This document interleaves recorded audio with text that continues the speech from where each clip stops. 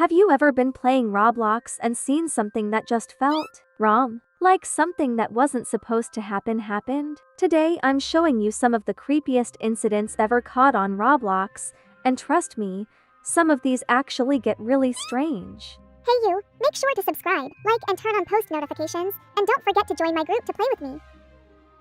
If you think you know every hidden secret in Brookhaven, literally think again because this creepy town hall myth just broke this girl's screen. Guys, I found a creepy myth. Go inside town hall and go to the driver's license room. Click the picture 6 times. Now grab this and click F also 6 times.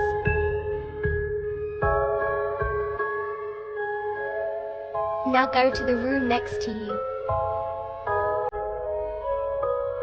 Do what I do. Make sure these things are red. Now go up here and look up. And wait a little bit. Something will show up.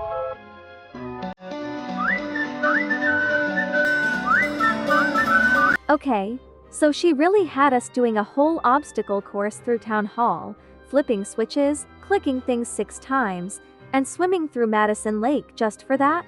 The suspense was actually building up so much when the screen went pitch black, and I was genuinely preparing myself for some creepy jump scare or a cursed avatar to pop up. Instead, we get hit with the ultimate Josh Hutcherson whistle meme out of nowhere. Honestly, whoever came up with this bait and switch is an absolute legend because it caught me completely off guard. The dramatic purple lighting and the montage of him just staring into our souls is sending me into orbit. I was literally so confused why she was just running around with an axe, but when that countdown hit 0, my jaw actually dropped.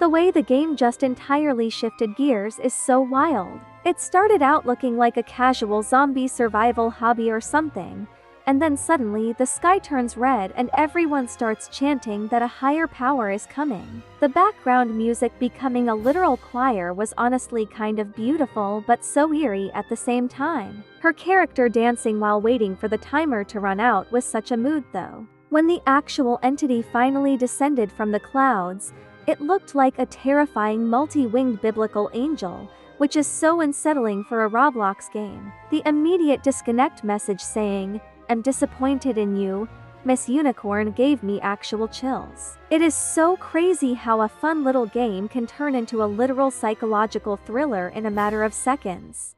If you ever hear this music while you are playing Roblox alone, literal advice? Just leave the game instantly. Bro, if you hear this sound in Roblox, just leave the game. I'm serious. So, I was just playing Roblox late at night, normal server, nothing weird. Then out of nowhere, this distorted voice starts playing. Low quality, creepy, like it's coming from an old game. At first I thought it was just a troll's soundboard, but the timing was wrong. It only played when I was alone. And that's when it hit me. This sounds exactly like Hong Kong 97.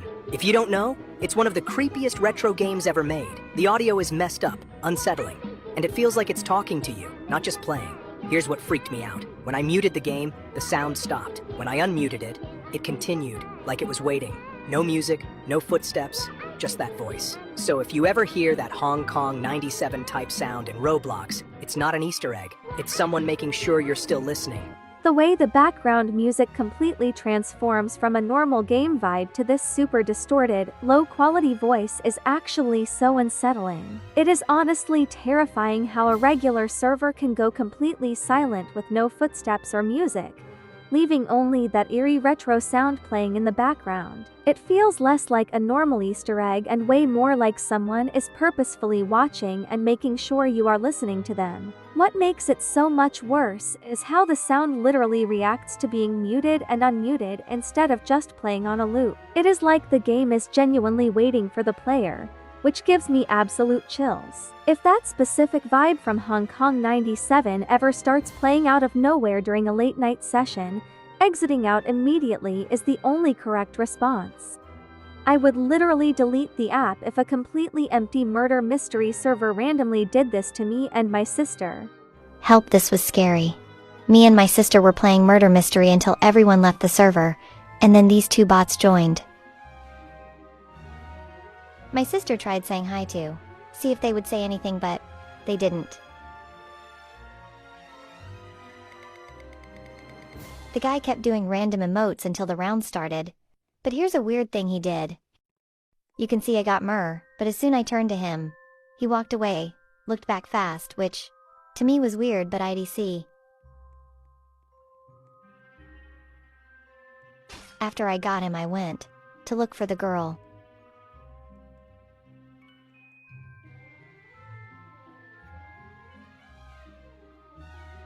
Me and my sister couldn't find her or hear any footsteps, so I checked to see if she was in the game still. Now look at her name.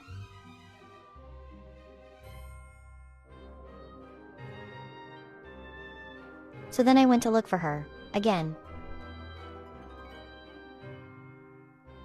Her name looked like it spelled hacker or something. Now you see IK113D, my sister, right here, and she was sheriff. And this happened. It stayed like this the whole time. So me and my sister got scared and left cuz. Why would we stay after that? The sheer creepiness of this situation is actually giving me goosebumps. They were just trying to have a fun, quiet round by themselves when those two silent bots joined out of nowhere. The way that one avatar kept acting super weird, staring at her, and then quickly walking away the second she turned around is so incredibly sketchy.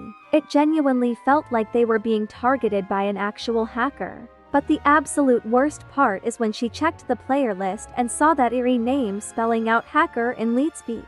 Right after that, her sister got eliminated and the entire game just froze on a terrifying blank screen. Leaving the lobby was literally the only logical option because staying in that haunted server would have been an absolute nightmare. This live streamer literally thought a creepy shadow appearing in his Roblox game was just a harmless glitch, until his phone buzzed. But when you look closer, it seems to be something else. Even he at first did not believe it was real and tried to play it off. Is that real? Probably a glitch, right? Yeah, probably. Probably. Unless they, put in a new... unless they put in a new rare character. I don't know what that was. It didn't look like it belonged in this game. It looked like too real. Then his chat started denying it as well. Fake, run, not real. It's real. You're scared for me? Bro. It was not until his roommate texted him that he heard something outside that the stream took a turn for the worst.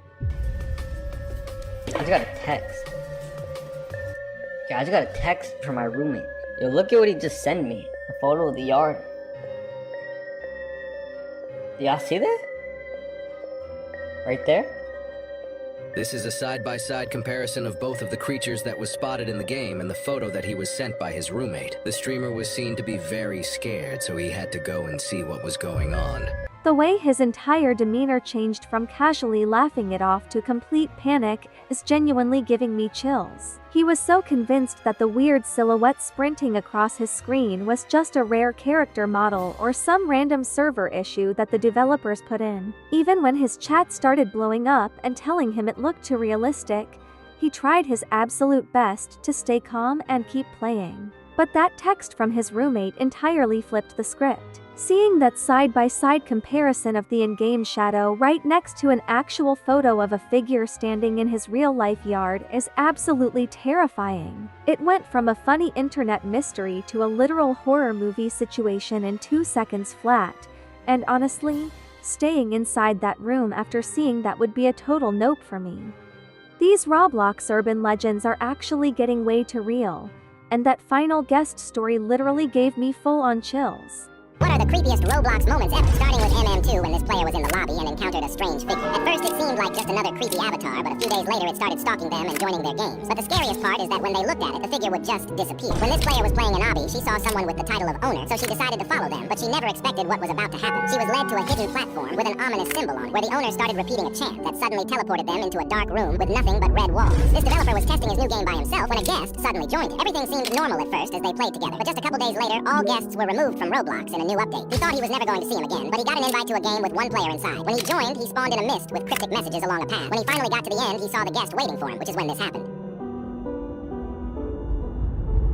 The way these spooky gaming myths always start out so normal and then completely flip into a total horror movie is wild. That story about the player blindly following an account named owner through an obby just to get trapped on a creepy platform with ritual symbols is genuinely unsettling. You are just trying to beat a casual stage, and suddenly you get teleported into a pitch-black room covered in scary faces. But honestly, the segment about Guest 666 is what really threw me for a loop. The developer was literally just testing his map alone when that banned account randomly spawned in and started acting super sketchy. Finding out that the entire guest feature got permanently deleted from the platform right after that encounter is so insane. It makes you think the developers were actually trying to cover up something way deeper. If you ever see this specific outfit in your Roblox server, you better say hello immediately unless you want your entire account completely ruined.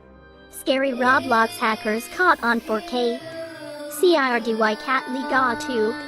CIRDY Cat Liga to always scare Roblox players. Here's an example.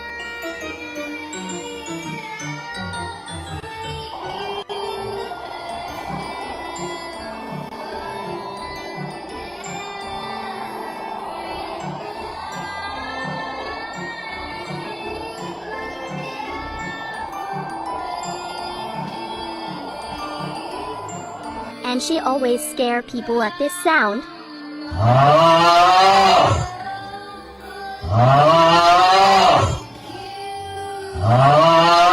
If you see her on server, say hello to her fast, so that you will not get hacked. Stay safe out there. The absolute craziest part of the legend is the rule that you have to type out a greeting as fast as you can the second she joins your lobby. Like, imagine casually playing an obby and suddenly having to speed type hello just to save your account from getting totally wiped. It is honestly so bizarre how a basic avatar with a bowl cut can become an absolute urban legend on the platform. But what's also crazy is that the storyteller looks exactly like the hacker. That's a bit interesting.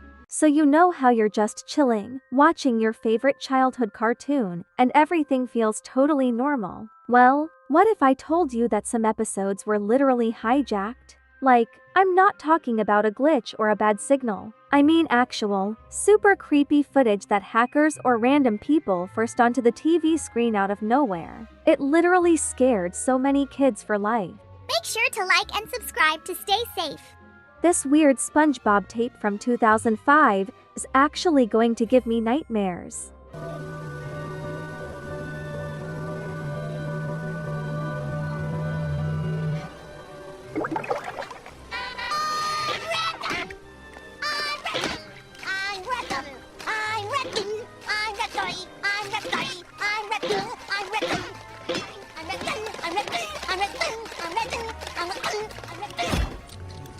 Bye, SpongeBob.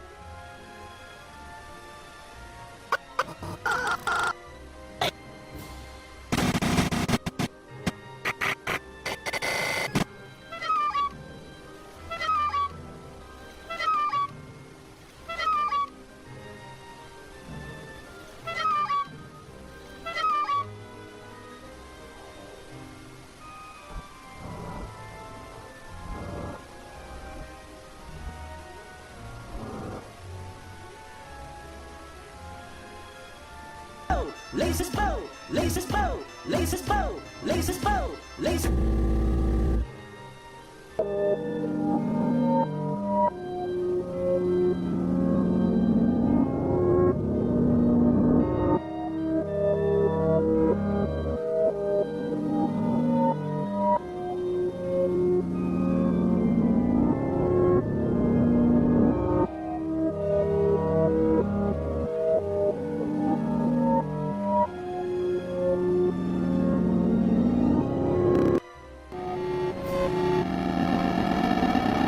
Okay, so it starts with the word help just sitting there in the sand and I am already so stressed out.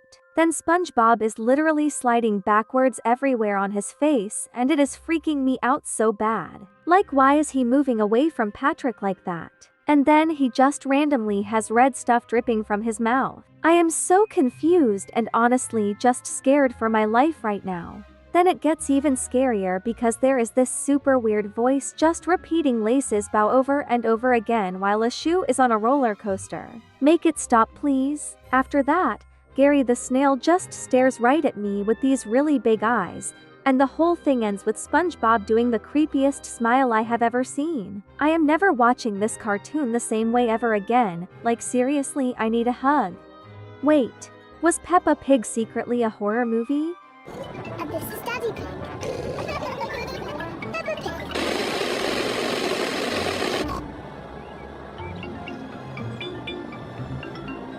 Hide and seek.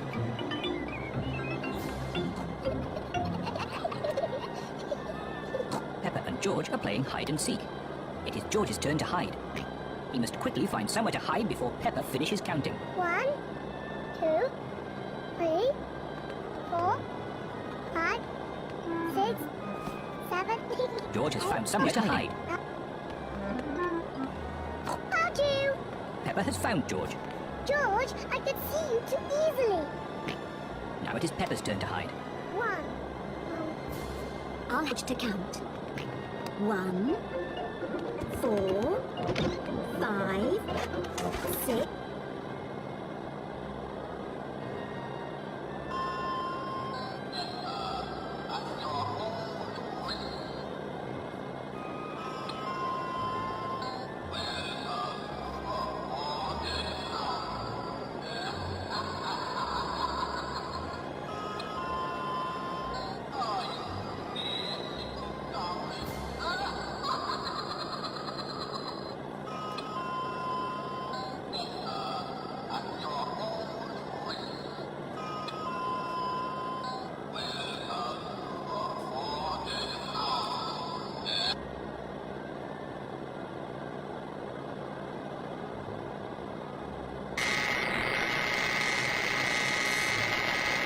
Your TV is dying. You should check all your...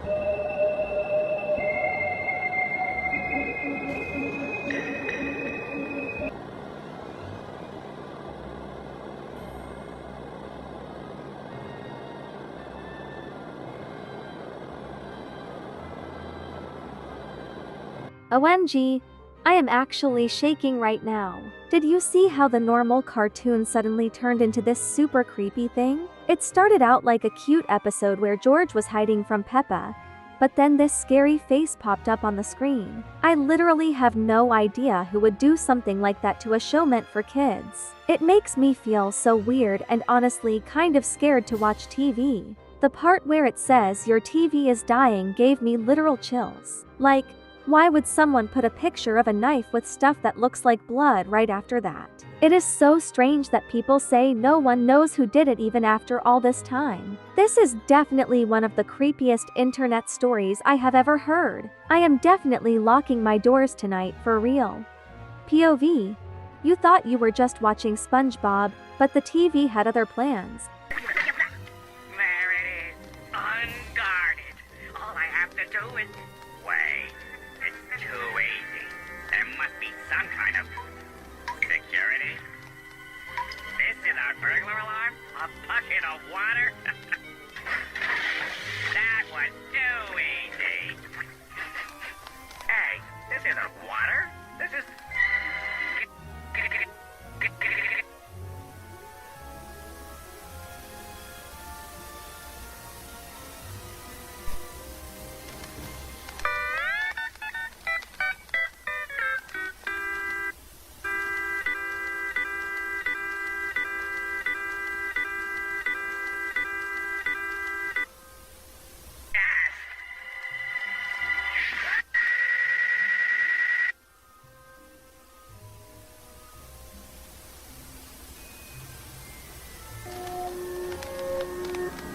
It is so weird how it just cuts to Squidward looking all nervous and then that bucket of water just drops out of nowhere. The way he acts like he's being watched is seriously creeping me out, and it makes me wonder who was actually behind this. It is definitely not what I expected to see while scrolling today, and I think I might actually be scared to watch the show alone tonight. The part where the screen turns black and white and makes that super weird sound is honestly just too much for me. I'm not sure if it's a joke or something real, but it is super uncomfortable to watch. Seeing him stand there just waiting for something to happen is so strange, and then that laser beam just comes out of nowhere. This is exactly the kind of creepy stuff that stays in your head for days. I really hope I don't dream about this tonight because it is genuinely super weird. Did you know that in 2008, Cartoon Network's signal was actually hijacked, leaving so many kids totally scared?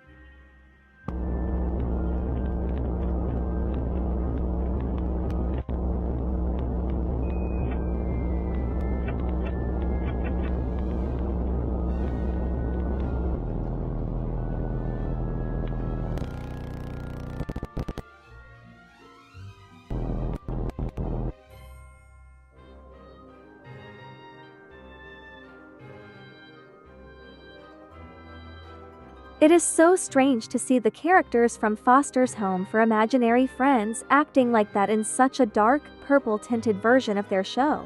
The way the characters keep repeating themselves and looking so weird is just unsettling. I cannot even imagine what it must have felt like for kids who were just trying to watch their favorite cartoons and suddenly saw something so creepy and unexplained happening on their screens. The whole thing feels like a total fever dream, especially when the characters are just standing around in that eerie, dark space. It makes me wonder who would want to hack into a network just to put out something this strange. I'm definitely not going to look at these characters the same way again after seeing this clip.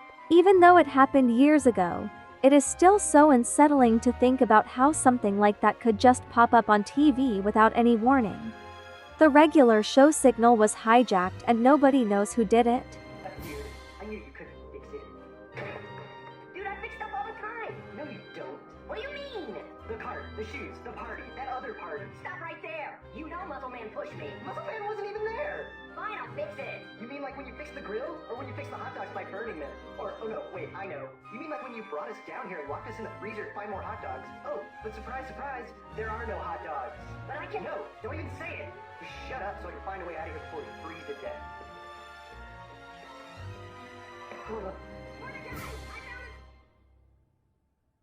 Oh no.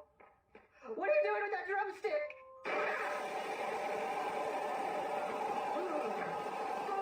Mordecai, I'm sorry. Let me try and fix it. I'm sick of you saying that. You can't...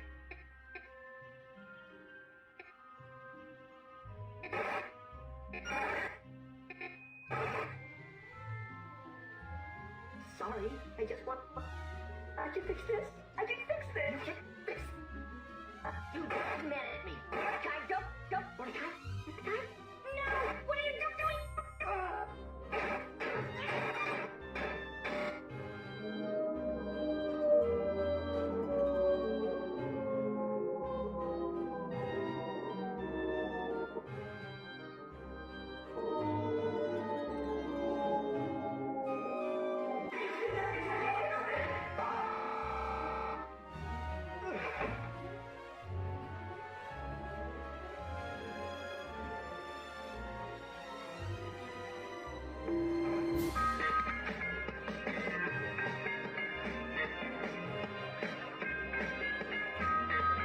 You're watching Mordecai and Rigby, and suddenly everything goes all static and weird with those random, spooky overlays. It's like the TV itself decided to join a horror movie. Watching the screen cut to that technical difficulties black and white checkerboard screen at the end is honestly the most unsettling part of the whole thing.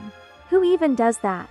It's not just a little screen flicker. It looks like someone took over the broadcast on purpose, and we still have no idea who it was. The way the characters just keep repeating their lines while the screen goes all glitchy makes the whole scene feel like some weird lost episode. It is honestly so creepy to think about something like this happening while everyone is just trying to enjoy their favorite show. I'm definitely going to be thinking about this every time my screen flickers. So you know those cartoons you watched when you were little? The ones you kind of remember, but you're not sure if they were real or just a weird fever dream. Yeah, turns out some of those shows were actually messed up. Like, how did this even get on TV level of bad? Make sure to like and subscribe to stay safe. The actual reasons your favorite childhood shows got completely scrubbed from TV. Scenes from cartoon series that were banned. Starting off, we have Caillou. In the episode titled Rosie Bothers Caillou, Caillou pinches his little sister too hard and makes her cry. This episode was banned because how badly he pinched her. Caillou needs to be grounded. In My Little Pony, Friendship is Magic, one episode featured evil clones of the main ponies melting away in a dramatic and unsettling fashion. The effect was considered too disturbing for audiences, so the final version is replaced with a less intense visual. In the Bluey episode Daddy Put Down, Bluey and Bingo ask their dad how babies are made. The question is never answered, but Disney Plus still removed the entire episode, likely to avoid the topic altogether. How does the baby get in the lady's belly? In the Bluey episode Markets, a scene featured a unicorn character pooping. This scene was meant as a joke, however Disney removed it from international versions. There is a banned episode of Paw Patrol called Pup Saves a Herd. In this episode, Chase, a police dog, struggles to herd a black sheep. While no official reason was given for the ban, some people theorized it was removed because of the George Floyd protests, as that episode was removed in 2020. In Thomas and Friends Big World Adventures, a deleted scene featured Carlos, a Mexican train, mistaking a car named Ace for a sun worshipper and performing a dance with an Aztec calendar symbol. This was quickly removed, likely due to concerns about cultural insensitivity. The way these cartoon characters were acting out of control is honestly so wild. Caillou was out here behaving like a literal supervillain over a minor inconvenience, while those sweet ponies were dissolving like ice cream in July. It is so chaotic how network executives saw Unicorn doing its business and decided to entirely delete the evidence, because absolutely nobody requested that kind of realism on a casual morning. The entire countdown gets even more bizarre, with a puppy getting caught up in real-world drama, and a train suddenly throwing a whole unhinged dance party. The production teams must have been totally asleep to let these moments pass the vibe check in the first place. These television archives are filled with absolute randomness, and the original choices are truly something else. Did a kids show actually get cancelled for being too scary?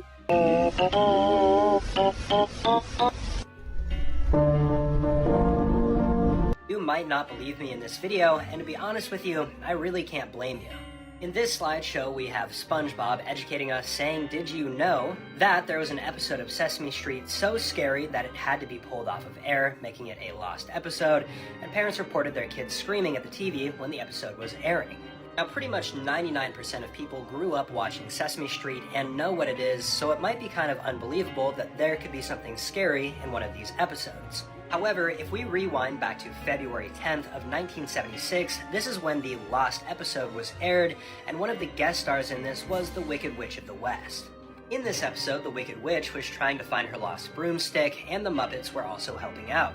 But apparently the guest star played such a good role that this freaked the children out, the parents got upset, called the show, and they never aired this episode again. You can also find this episode online. It really isn't anything crazy, but you can see how it might freak out younger children.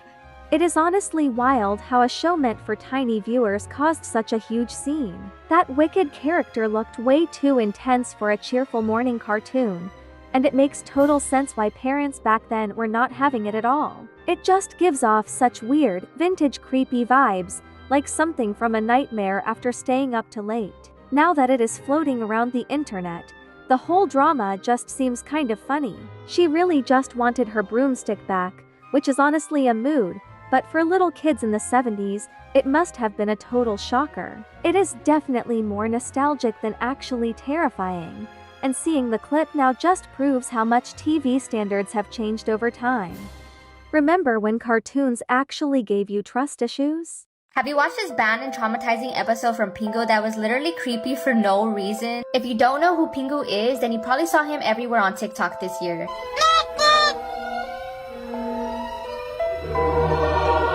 The episode was called Pingu Dreams, and although Pingu was typically a children's safe cartoon, sometimes it would find itself in controversy like in this traumatizing episode. After Pingu's mom puts him to sleep, he wakes up to his bed walking on his own. And while he's having fun riding around in his bed, he doesn't realize a creepy walrus is just stalking him until he slowly reveals himself. This episode gave nightmares to kids everywhere because not only did this walrus have human-looking teeth, but imagine if there was a robot chicken for kids. This is what this episode was giving.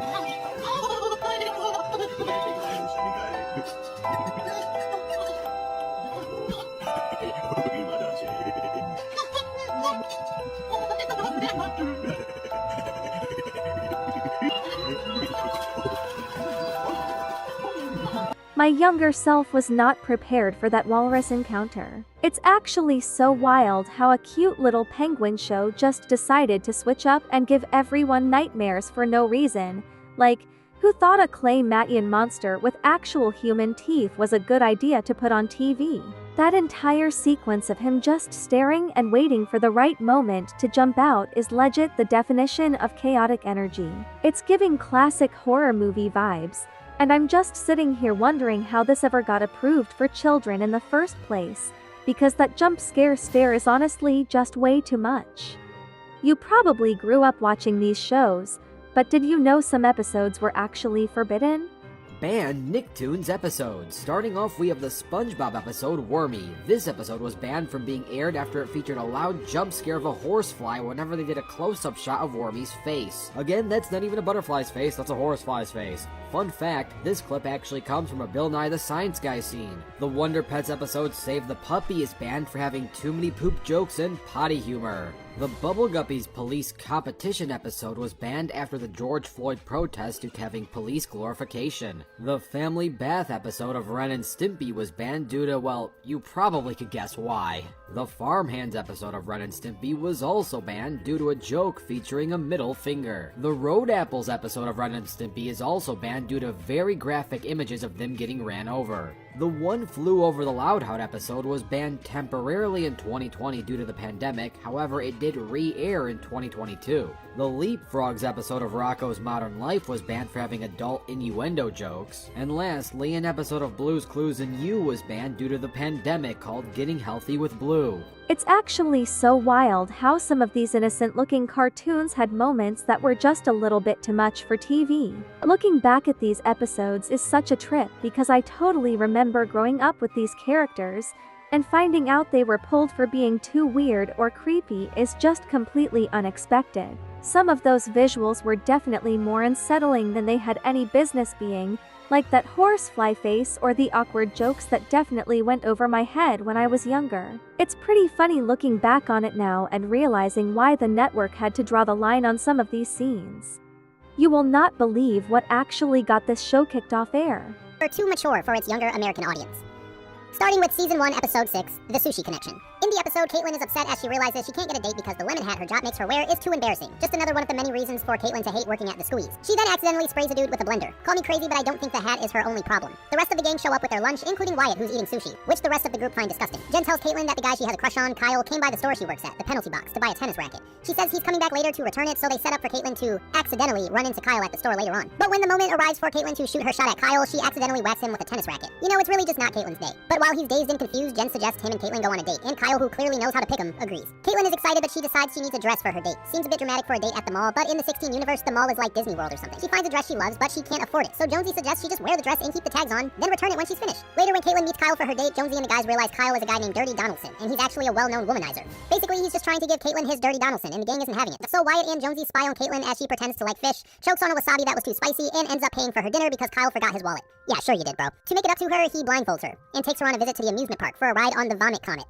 And due to the fish and the vomit comment, she pukes all over everyone and Kyle storms off angrily. Bro, this whole thing was your fault. Wyatt and Jonesy come cheer her up and say he was a jerk anyways. Gee, you think? But unfortunately, Jonesy's plan of returning the dress backfires, and Kate ends up having to pay for the dress and Jonesy gets fired. Meanwhile, in our B-plot, Nikki is at the khaki bar. Not hard at work, but hardly working when her boss Chrissy has to leave for an emergency. She puts Nikki in charge. At first, Nikki is fine, but she finds herself way more stressed than she expected, and realizes being in charge is way tougher than she thought. But Nikki ends up putting her skill of selling clothes she hates with a smile on her face to use when she sells Kyle, aka Dirty Donaldson, a bunch of ugly clothes to make sure girls won't talk to him. Revenge is sweet. So sounds like a standard episode, but why was it banned from airing on Cartoon Network? Well, this one was banned for a reason that I won't lie is low-key hilarious. When Chrissy's name tag was shown, assistant manager is shortened to say, ass man. A harmless and silly joke, but Cartoon Network didn't want to air anything with a curse. Hearing about a show getting taken off the air because of a tiny, accidental text choice is honestly so chaotic. It's pretty hilarious how the abbreviation for assistant manager caused such a scene on 16, and it's wild to think that this was the reason for all the drama. Even though it looks super awkward, the fact that it was actually flagged feels like such an overreaction to something that was probably just a silly little joke by the writers. It feels like the producers were just looking for any reason to be dramatic, which is totally typical for television networks back then. Whoever put that on the name tag low-key knew what they were doing, and it is honestly iconic that it actually slipped through. Watching this whole situation unfold is just funny, and it makes the entire show feel like a total fever dream. The fact that this actually aired on television is completely unhinged. A colorful 3!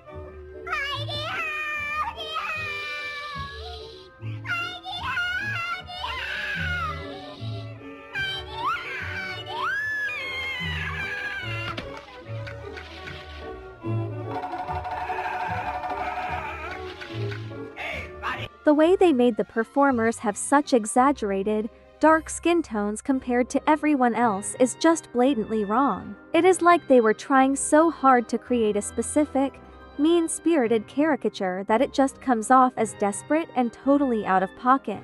It really makes you wonder who actually thought this was a good idea, because it is honestly just uncomfortable to watch. What makes it even worse is that scene where they shove watermelon at them just to make them stop crying. Using that tired, harmful stereotype is so predictable and just plain weird, especially since it is based on such a lazy, racist trope. It is wild how much casual prejudice was just thrown into these old shows without a second thought, and seeing it all play out like that is just a major yikes. So we all love K-pop, right? The music, the outfits, the choreo. It literally looks perfect. But behind the scenes, it's getting so dark. From literal abuse by their own companies to toxic fans who take things way too far, the K-pop industry has an insane dark side. Hey you, make sure to subscribe, like, and turn on post notifications, and don't forget to join my group to play with me. Imagine working so hard in the dance studio that your actual reflection decides to take the night off. Let's talk about Lara sitting on a chair late at night. Before we start, may you follow my Roblox. Thank you. I am 100% sure that you have heard this incident, since it has been all over TikTok. It was just Lara sitting on a chair very late at night. But many people say that it looks a little bit strange since she was just sitting there staring at nothing, and a lot of people also said that she has no reflection on the mirror. Since you guys already may know, Lara is a member or a popular global group called Cat's Eye. Many people said this incident happened back in 2024 during her trainee days. According to the rumors, Lara worked so hard that she ended up sitting alone inside the dark dance studio at night. People said one of the staff members noticed her through the security cameras, where she was apparently just sitting staring at nothing. A photo of the moment was supposedly taken, and it eventually spread around the internet, which creeped a lot of people out. It was very dark and blurry, but later on a clear version later showed up online. Like I said, people was purely creeped out because her reflection was not showing in the mirror. Unlike her, the other member was asleep that time. People started to ask Lara about the incident, but she said it was not actually her in the photo. After that, a lot of people have been making a lot of theories that it was her doppelganger or a skinwalker, but many people didn't believe it and just claimed that she was just sleepwalking. People didn't actually know the truth. Anyways, that's all, bye and stay safe. Watching this is giving absolute chills, because how does someone just sit there staring into the actual abyss like that? The fact that a staff member caught this on the security cameras late at night makes it 10 times worse, especially with the whole missing reflection situation. It's totally understandable why the internet completely spiraled over this photo during her trainee days. Lara denying it was even her in the picture just adds a whole new level of creepy to the entire story. Everyone in the comments trying to rationalize it by saying she was probably just sleepwalking from being so exhausted is seriously comforting themselves, because a doppelganger or a skinwalker sounds way too real here. It's wild how the other group members were just fast asleep while whatever this was just sat in the pitch black. The truth is probably never coming out, which honestly makes looking at that blurry image so much more unsettling. The internet is completely spiraling over this alarming safety warning that every single K-pop fan needs to see right now. Facts you didn't know about Illit members. Please boost this video. There is a group on Telegram called Floplit that are actively planning to harm Illit at their next fan event. How they are planning to do it is by hiring a person to give each of the members plushies with a chemical that's called chloroform. This could damage their lungs, and this chemical could potentially lead to Illit's disbandment. They're currently tracking Illit's schedule and activities. What I know about this group is that they're doing this for the redemption of New Jeans. They have paid the person $500 to do this, and they're specifically targeting Yuna and Mocha. From what I've heard, Yuna because she doesn't match the vibe of the group, and Mocha because of her live vocal being bad. Keep in mind, I'm not sure if this is the reason why they're coming after Illit, but I know they are coming after those two members. But what you can do to help the girls is by filing a report at this link shown on screen, reporting the Telegram group, and boosting this video by putting words like HAHA, LOL, and son I'm crying, or any other methods like putting stickers, and asking questions such as, who's your bias in Illit, or anything else. If you are confused on how to file a report, please let me know. I can make a video and then show you how to file a report. Bye guys, thanks for staying.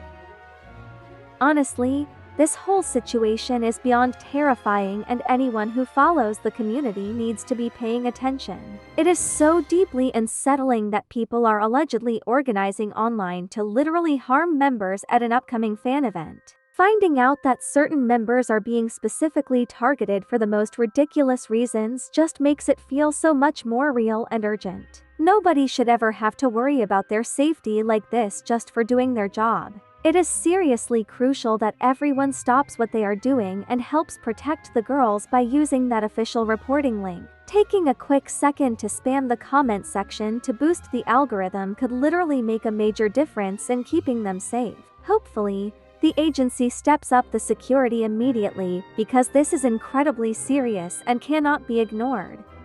The terrifying reality behind these idols' live streams will completely change how you view the K-pop industry.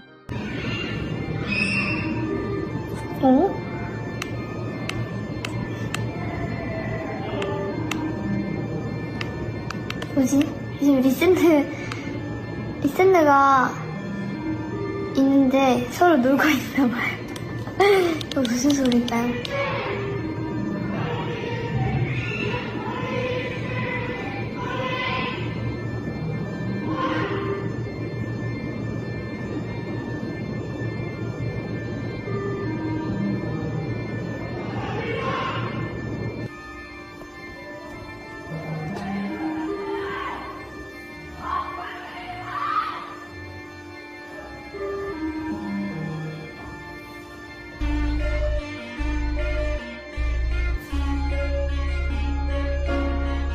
It is honestly so heartbreaking watching these girls try to stay completely calm and keep smiling while literally hearing screaming and shouting in the background of their streams. You can tell they are trying so hard to convince themselves and their fans that it's just people playing around, but the look of pure confusion and discomfort on their faces says everything. Fact that this kind of toxic environment is allegedly happening behind closed doors is just so deeply disturbing. The detailed statement at the end really exposes how bad the living conditions and treatment can get for young trainees and idols who are just trying to follow their dreams. Taking away dorms as punishment and forcing people to work without basic necessities like air conditioning is straight up cruel and unprofessional. It's incredibly important that companies are held accountable because nobody should ever have to go through that kind of emotional or physical distress just to be on stage. This idol's birthday livestream took a deeply unsettling turn when a creepy detail in the background caught everyone's attention. This idol's livestream is going viral right now because of one disturbing detail in the background. See, Haewon from NMIX recently went live for her birthday when something really creepy happened because twice during the livestream, a green laser flashed inside her room and it looked like someone was pointing it directly into her window. Now, maybe it was just random people playing with a laser outside, but since it happened twice in less than a minute, it's probably not the case. And that's where things get really scary because if someone knows the building where she lives, they could theoretically point a laser at different windows and find her exact apartment by watching the live stream, which is really creepy. Watching this is giving major chills because how does a green laser just flash inside her room like that? It's completely terrifying to think that someone could be outside tracking her apartment while she's literally just trying to celebrate her birthday with fans. You can see the exact moment she notices something is off. And the fact that it happened multiple times in such a short period makes it feel so intentional and scary. The theory that someone could figure out her exact floor plan by watching the reflection on the glass is honestly so disturbing. Idols deserve to feel safe in their own homes, especially during a live stream where they are opening up to their community. Hopefully, her agency is taking this seriously and beefing up security, because stalker behavior like this is entirely out of line. This intense concert footage proves exactly why these guys are considered the ultimate standard for crowd safety and artist responsibility. Guys, it's dangerous, it's dangerous. Let's go back, please. Please, do for us. Guys, I know, safety's first, okay? Just move back, please. Can we make way for someone, please? Make way. This one over there is funny. Please. I don't want you guys hurt, so please go backward, please, guys, please.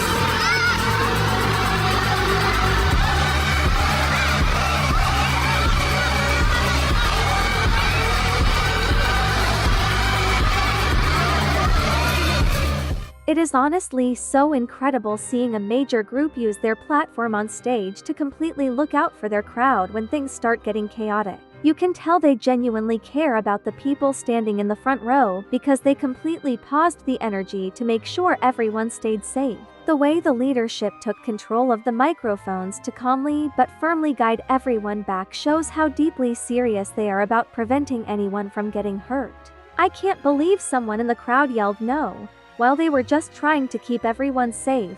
That's so disrespectful, brew. These shocking and chaotic on-stage accidents show the painful reality of what K-pop idols endure just to keep the show going.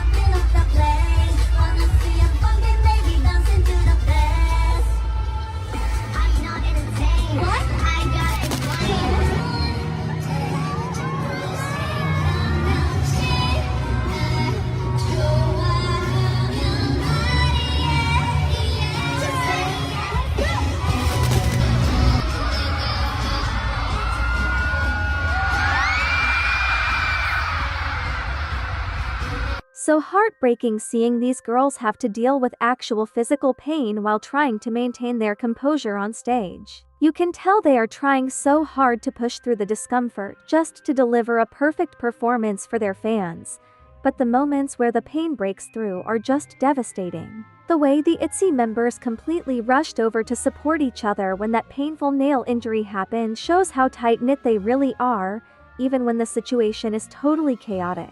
Watching the different groups navigate these scary stage mishaps with so much professionalism is honestly deeply admirable. Seeing someone try to walk off a serious leg injury while smiling through it is just wild and proves how much pressure they are under to keep going. It really makes you appreciate the true dedication and resilience it takes to stand under those lights, especially when everything seems to be going wrong at once. We all think getting our phones taken away is literally the worst thing ever. But trust me, it gets so much worse. If you lived a few hundred years ago and broke the rules, they didn't just ground you. They used punishments that are actually so insane, I can't even believe they were real.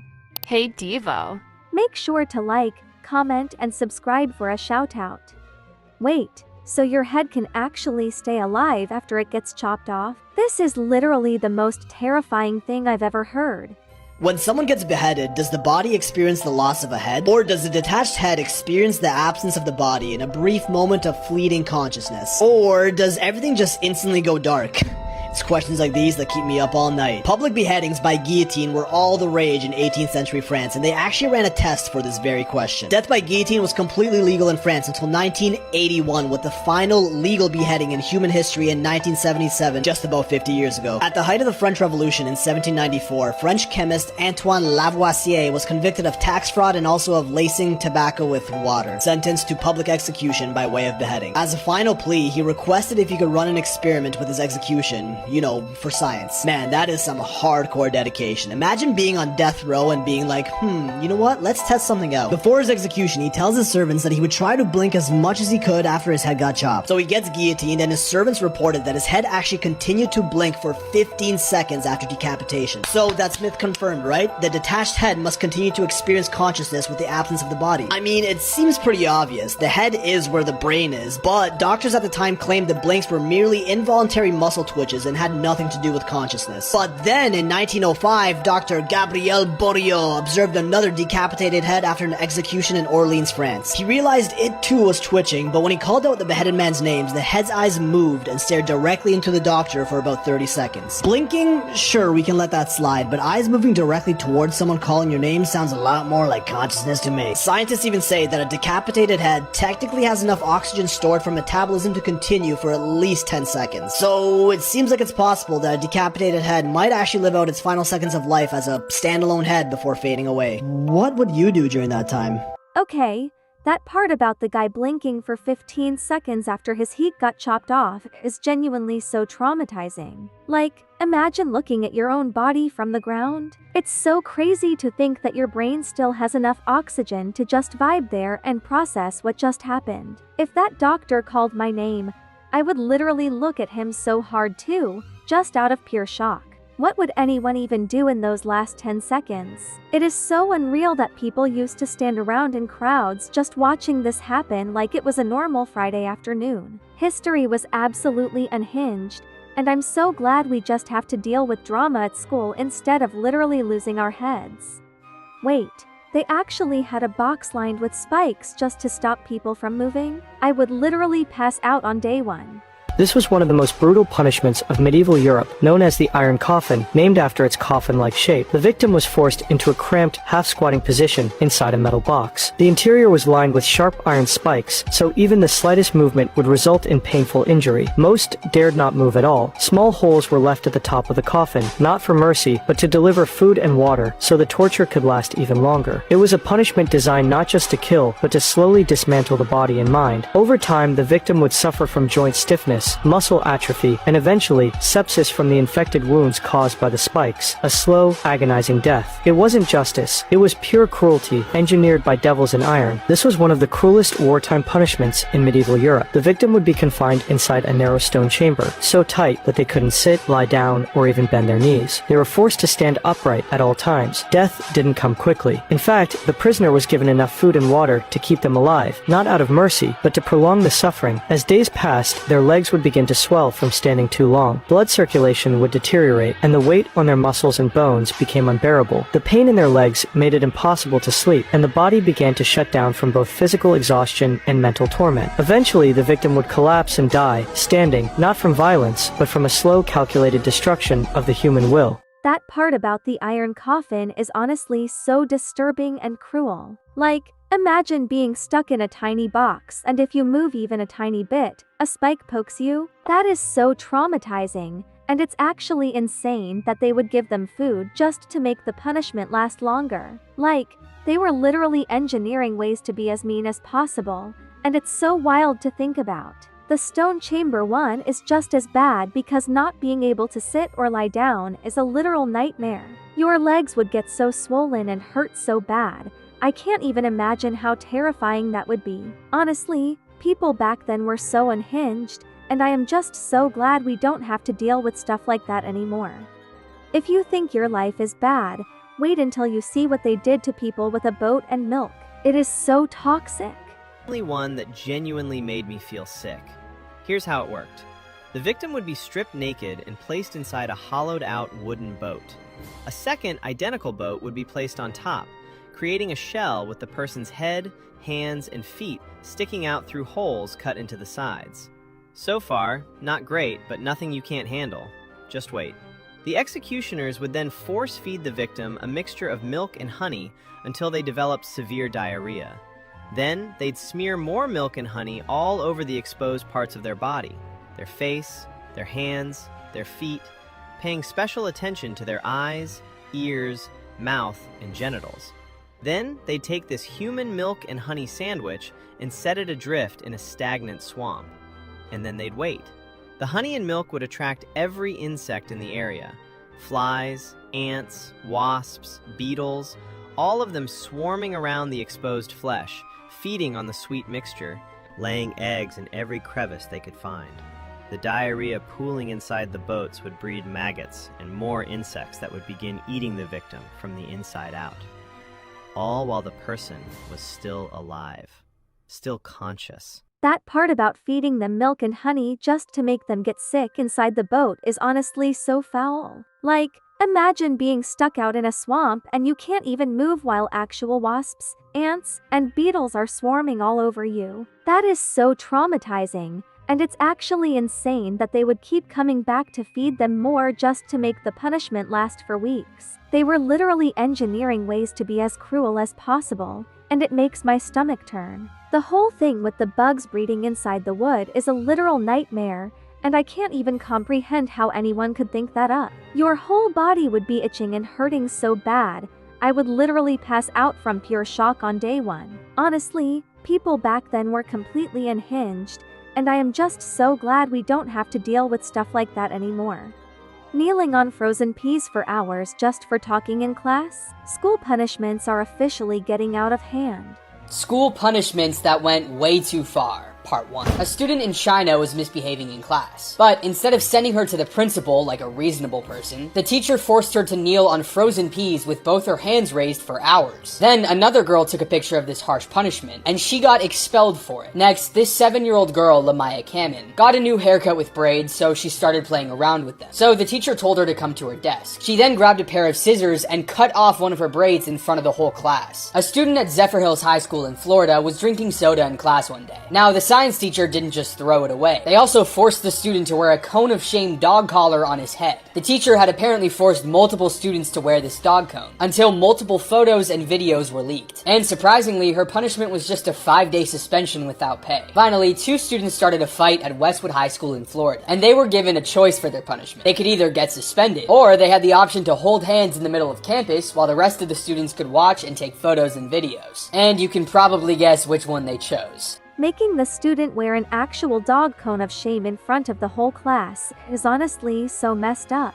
Like, imagine sitting at your desk and you can't even look around normally because you have a giant plastic cone on your head. That is so embarrassing and petty, and it's actually insane that a teacher thought that was a normal thing to do. If someone leaked a photo of me like that, I would literally never show my face at school again. And the first one about the girl having to kneel on frozen peas with her hands up for hours is just straight up torture. Like, your knees would be so incredibly bruised and freezing cold, it literally makes my legs hurt just watching it. It is so wild how some teachers completely power trip and come up with the most unhinged punishments just because someone was talking in class.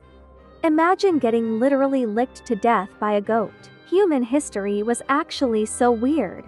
The most f***ed up forms of torture used throughout history. Now, tickle torture doesn't sound that bad, but is it bad? The victim would have their feet dipped in a salt solution and then a goat would lick their feet. And at first it actually feels pretty good, but the goat doesn't stop. The goat will keep going until skin and flesh are licked off. And since a goat's tongue is extremely rough, it will quite literally lick the bone clean. Using elephants to crush people was used a lot throughout South Asia. And there were multiple ways that people did it. The most common and straightforward form was when the elephant just straight up stepped on the person's head and crushed them. But you were lucky if you got this method. In Sri Lanka, they would have the elephant stab the victim with their tusks. They would also attach blades to the elephant's tusk and train them to chop them into pieces. In Thailand, the elephant would fling the people into the air like rag dolls and then stomp them to death. But the worst one was the Vietnamese, who would tie a person to a stake and then have the elephant charge at them. And since elephants are pretty smart, they were trained very well to torture the person before killing them. Oh my gosh. The last one with the elephants in Vietnam is actually sending me into a full-scale panic attack. Like, the fact that they literally trained these massive animals to be smart enough to just drag out the torture instead of ending it quickly, that is next-level psychological warfare and completely psycho behavior. Imagine just standing there tied to a stick watching a whole elephant charge right at you, knowing it's literally instructed to make you suffer for as long as possible. Whoever even sat down and thought of these methods needs their brain studied because it's so deeply disturbing. History is always romanticized in movies, but learning about stuff like this makes me so incredibly grateful to be living in the present day. Like, people back then were truly on a different level of chaotic and cruel, and I am totally content just staying in my room where it's safe from elephants and goats. The fact that people actually invented this device is so deeply terrifying. My jaw is quite literally on the floor. Number 5. The Judas Cradle. It's somewhere in the 1500s in Spain, and the Inquisition is in full swing. The Catholic Church has decided that the best way to deal with people who disagree with them is to torture them until they agree again. And boy, did they get creative.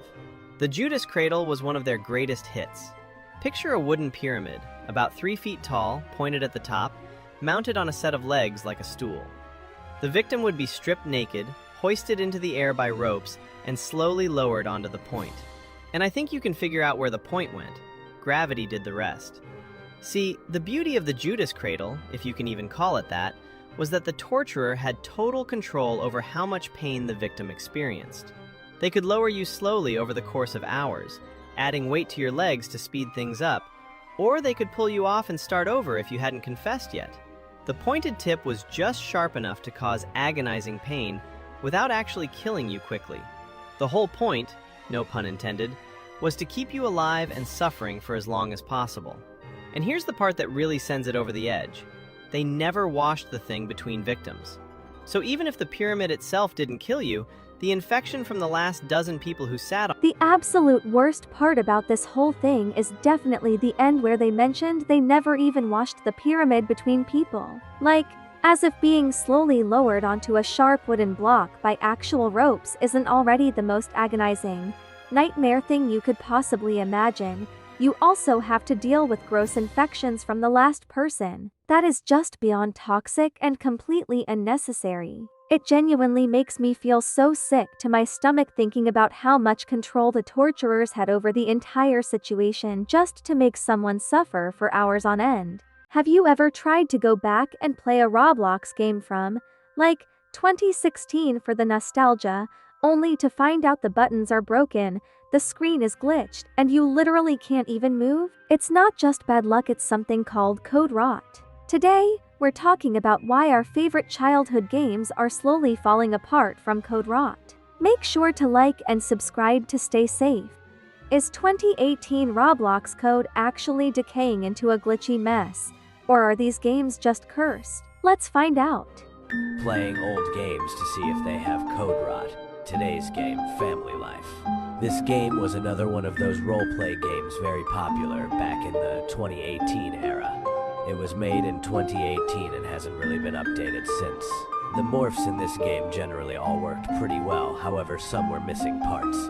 And as for the animations, only about half of them worked. I eventually bought myself a home, but I guess I just wasn't able to go up the stairs. And also this light switch didn't seem to work at all. After some exploring, I found this mountain riding area, which did work, but I would get flung every time I jumped out the box. Later on, I found this shop where I bought myself a board, but unfortunately it wouldn't let me use it. I also went to this restaurant, but I wasn't able to buy anything, and there were only these mannequins of chefs.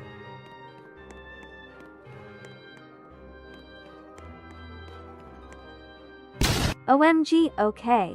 So I am literally crying at how broken this is. Like, why is he paying actual money for a house when he can't even walk up the stairs? It's giving total scam vibes, and don't even get me started on that light switch doing absolutely nothing. The whole vibe is just so sketchy, especially when he gets launched into outer space just for stepping out of a box. Honestly, who designed this? It's an absolute disaster, but I cannot stop laughing. And those chef mannequins at the end, literally so creepy, I'm traumatized. They are just standing there staring into your soul while you can't even buy any food. It's like a ghost town but make it blocky. If this is what 2018 nostalgia looks like, I think I'll happily stay right here in the present because those glitchy animations are not it.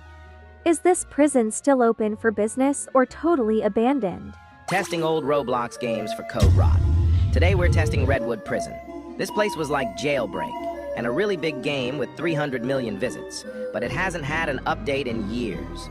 Off the bat, the team selection still works, so that's a good sign. I spawned in as a cop, and decided to look around. It's weird seeing this game empty. Down in the jail area, I noticed the guy's dialogue still works. The treadmills still work too. I also headed outside and found a helicopter pad to see if it works, and it was very smooth. While flying, I also visited the criminal base and everything was working well. I did notice some of the cars jittering a lot when they moved, and I got a message telling guards to let prisoners out for breakfast. But little did the game know, I'm the only one here now. Watching someone wander through Redwood Prison is giving such major abandoned vibes, especially since the place looks completely deserted. Even though the game hasn't seen an update in years, it's actually kind of impressive that the mechanics still function, like how the helicopter flight is surprisingly smooth. Watching that lone police officer roam around the empty halls feels a bit surreal, though those jittery cars definitely need a little help. It's honestly so dramatic how the system keeps prompting guards to let prisoners out for breakfast when the entire server is basically a silent void. There is literally nobody there to handle the daily routines or sit in the cells, leaving the whole facility looking like a spooky, forgotten set from a show that got cancelled ages ago. Seeing that single character walking around an empty jail without anyone else in sight creates such a weirdly lonely atmosphere. This 2010 Roblox game is literally trying to blind everyone. Playing old games I used to play to see if they have code rot.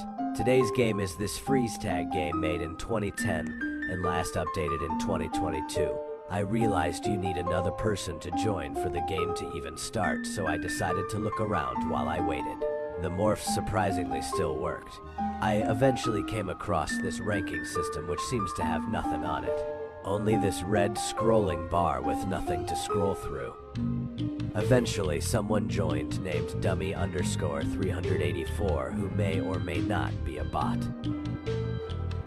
Soon I was able to choose a map and my character, but when I loaded into the map, this happened.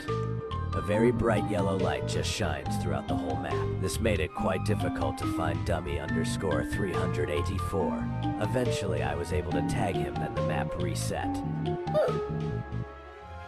I was gonna try out the next game mode, but then dummy_384 left mid-game.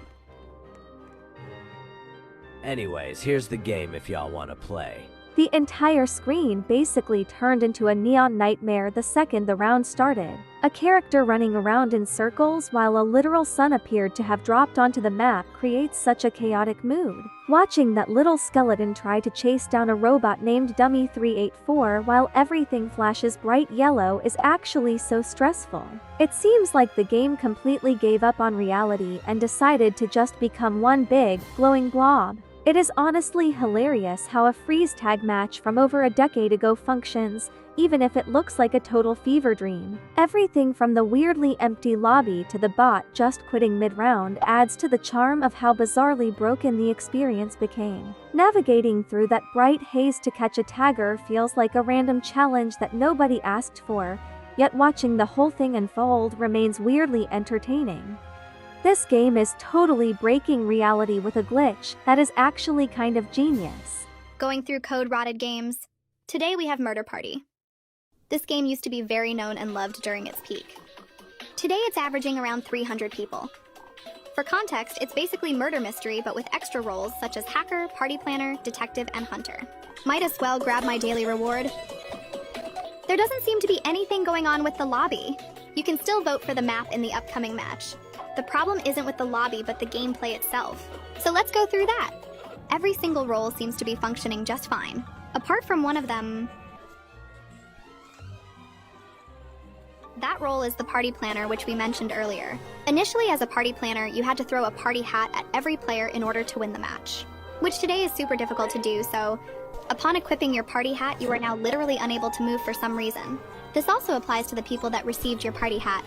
This role is so diabolical because, as you can see, I just abused the glitch to freeze the murderer.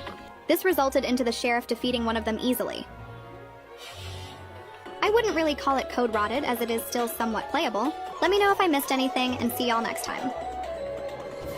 The party planner role is honestly doing the absolute most. Equipping a simple party hat turns everyone into a frozen statue on the spot, rendering them unable to budge at all. It basically ruins the whole point of the round, yet watching the chaos unfold is just so entertaining. There is no need for actual strategy when one little accessory can trap an entire lobby in place. It gets even better when that glitch is used to stop the murderer right in their tracks. Seeing them get stuck while the sheriff just walks over for an easy win is such a diabolical move. This setup creates a weirdly unfair advantage, and the way the whole round pauses is completely chaotic. It is totally broken, but watching the sheriff score that victory makes the absurdity look hilarious. This 15-year-old dinosaur game is basically a ghost town, and it is honestly so cursed. Testing old games for code rot. Today we have roleplay as a dinosaur. It was made in 2009 and hasn't updated in 15 years. I tried using the morph, however it worked, but teleported me inside the morph, so I was stuck. The hat remover doesn't work anymore. And those blue pads on the ground were supposed to give badges, but none of them work either. It's crazy this game had 5 million visits back in the day. While exploring the empty map, I even found an old T-Rex NPC stuck inside a rock, trying to attack me.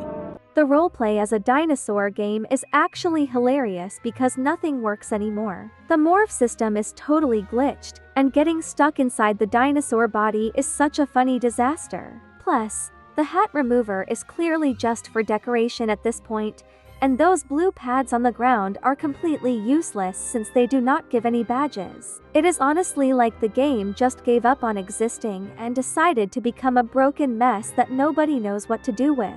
It is so wild to think that this project hit 5 million visits back in the day, especially since it feels like an empty wasteland right now. Finding that grumpy T-Rex NPC literally trapped inside a rock trying to attack was such a weirdly random moment. Seeing how the map is just super quiet and abandoned really gives off some strange vibes for a title that used to be popular. Everything about this experience feels like stepping into a forgotten internet time capsule, which is kinda iconic in its own bizarre way. Trying to be nostalgic with this 2016 Roblox classic is pure comedy because the game is absolutely falling apart.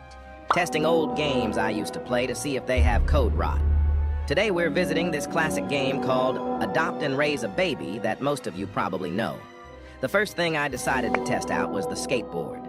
I literally spent a minute clicking and doing everything, but it never let me actually ride it. Next, I decided to test the dances.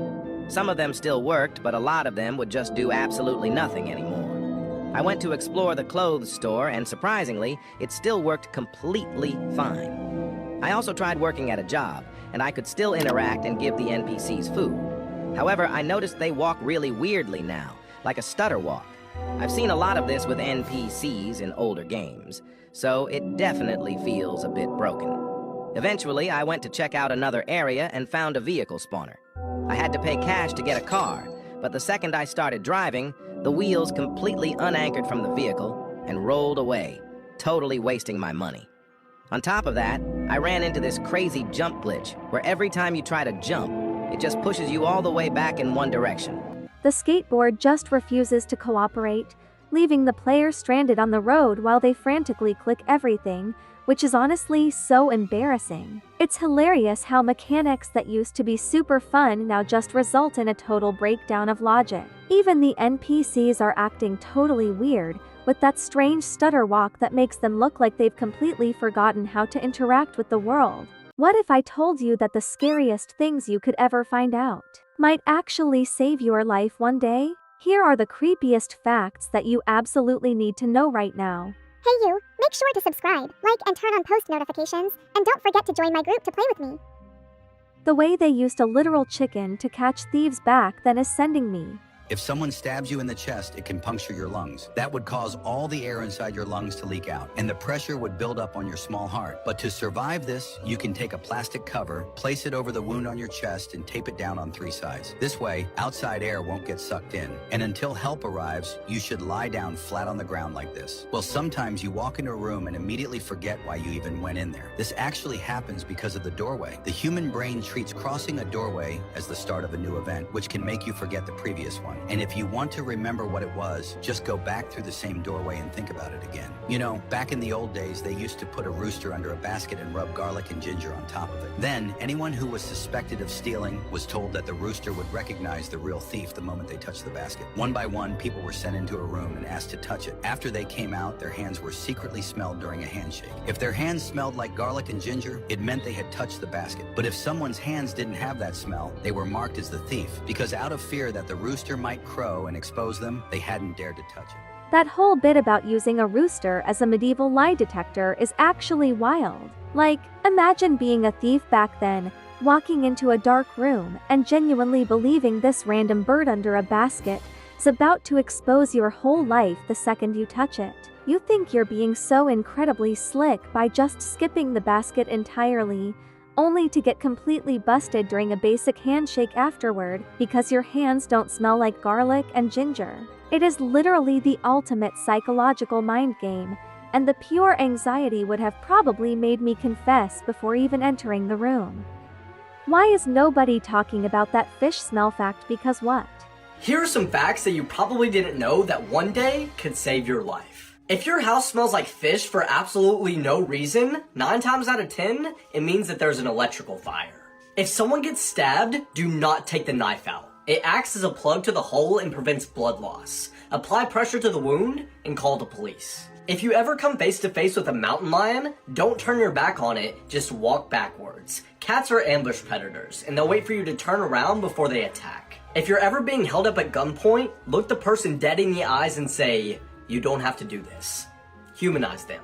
They will have feelings, and you can use this to your advantage. The best defense against a bear is to get a large object like a car or a tree and put it between you and the bear and keep moving around it until it gets bored and leaves. Honestly, that fish smell fact is literally so terrifying to think about. Like, imagine just chilling in your room, minding your own business, and suddenly everything smells like a seafood market for absolutely no reason at all. Knowing that it's actually an electrical fire and everything could go up in flames is so insane. It's definitely one of those things you would completely ignore or just try to cover up with a room spray, which is honestly so scary to realize. The part about playing a random game of hide and seek with a literal bear around a car also has me completely weak.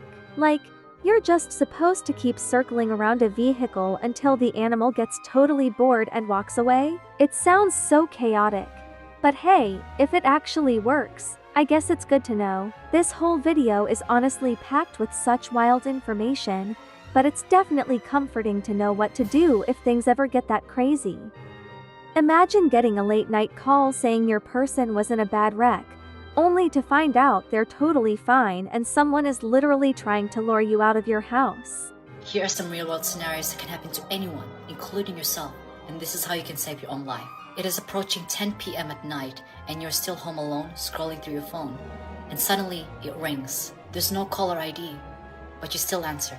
A calm but authoritative voice tells you that your partner has been in a car accident but is stable. They claim to be from the hospital and urge you to come immediately. The details they give you, your partner's name, the car make, and even your location, are strikingly accurate. Panicking and shocked, you hang up and immediately call your partner. To your surprise, they answer.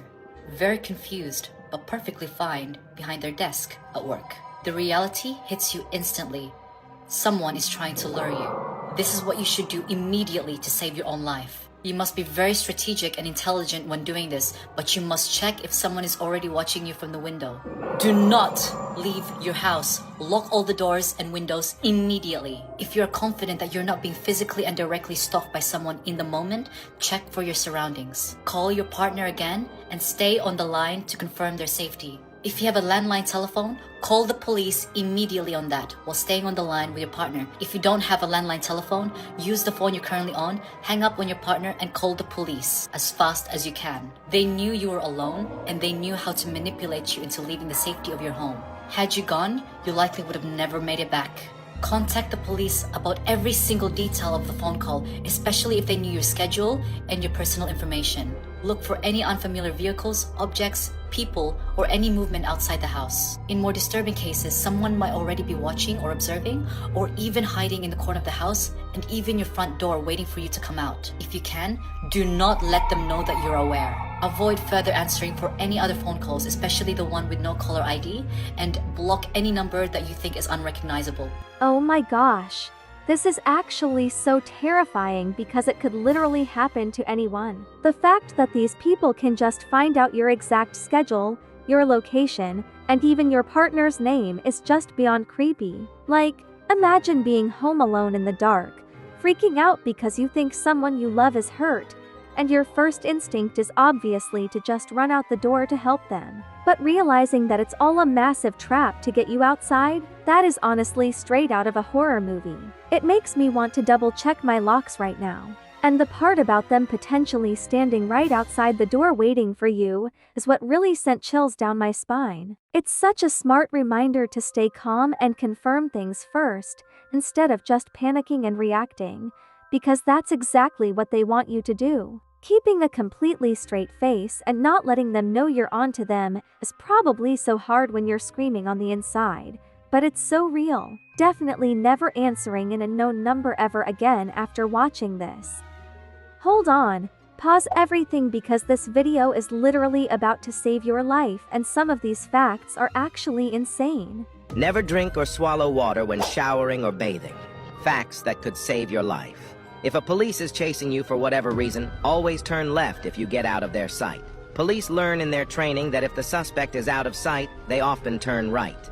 If an aggressive bear is after you, try to get to a large object like a car or a large tree and keep moving around it. This will make the bear become bored and leave.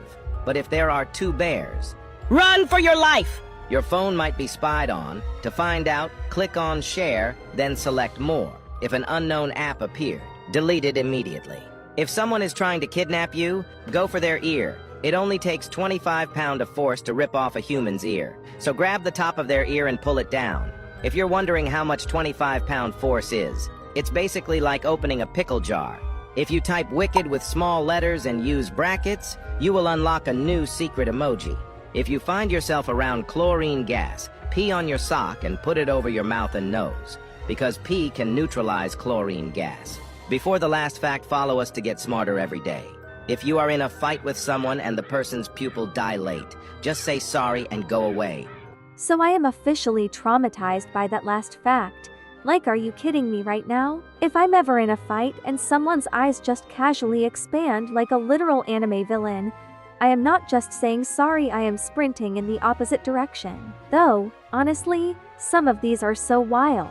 The whole car chase thing is kind of a vibe, but let's hope none of us ever have to test out that theory.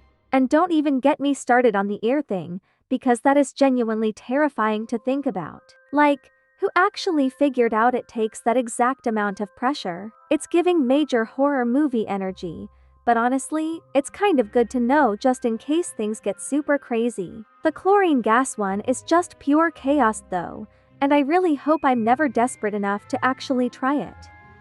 If your house suddenly smells like a random fish fry, you need to get out immediately, and that's not even the scariest fact in this video. These are facts that can maybe save your life one day, part 1. Up first, if your house ever smells like fish for absolutely no reason, 9 times out of 10, it means there's an electrical fire, meaning you should get out of your house immediately. Next up is something everybody should know. If you are ever in a foreign country and you need to call for help, but you don't know the emergency number, just call 112. It's the international emergency number and will automatically connect you to the nearest helpline. So if you did not know this, you definitely do now. Next up, this one's for all the people who experience tornadoes. If a tornado ever looks like it's not moving, just know that means it's actually moving towards you. So next time you see a tornado and you think it's not moving, just know you have to get out of that area immediately. That last part about the tornado is genuinely giving me the chills. Like, imagine standing there thinking you're completely fine because it looks totally still, but it's actually just charging straight at you. That is absolute nightmare material. I would honestly be so frozen from fear, which is exactly why knowing this stuff is so important. Also, the international emergency number tip is a total lifesaver. I had absolutely no idea that 112 worked like that everywhere, and honestly, it makes me feel way less anxious about traveling in the future. It's wild how these random little pieces of information can literally be the difference between life and death.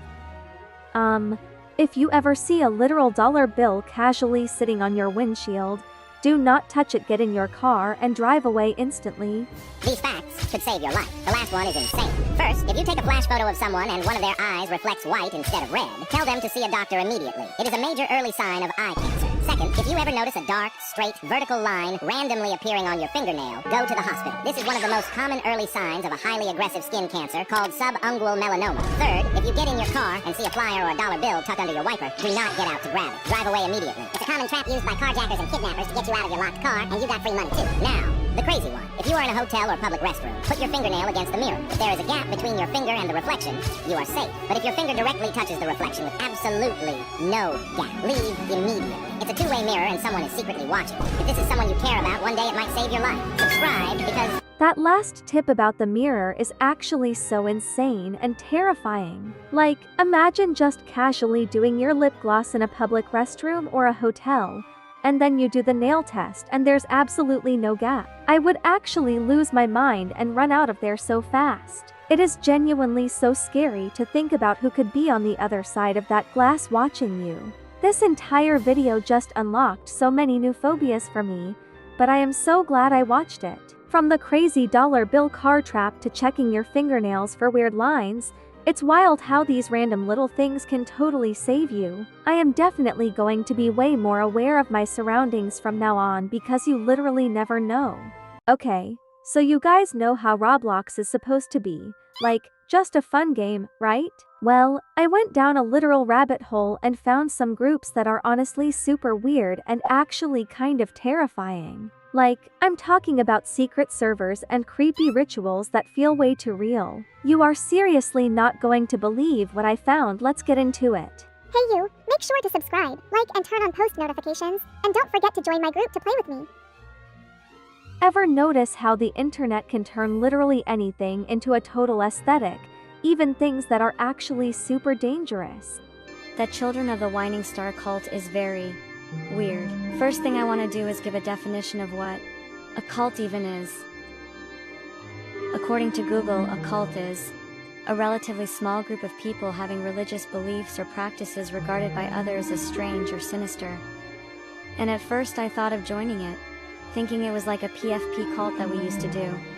But I didn't when I realized how it was getting weird. Just watch this video and you'll know what I mean. Don't you want to become a cult leader? Since the death of God, there's been a vacancy open. You could fill that void. Here's how. I won't show the last few seconds as it contains some GOR3 kinda.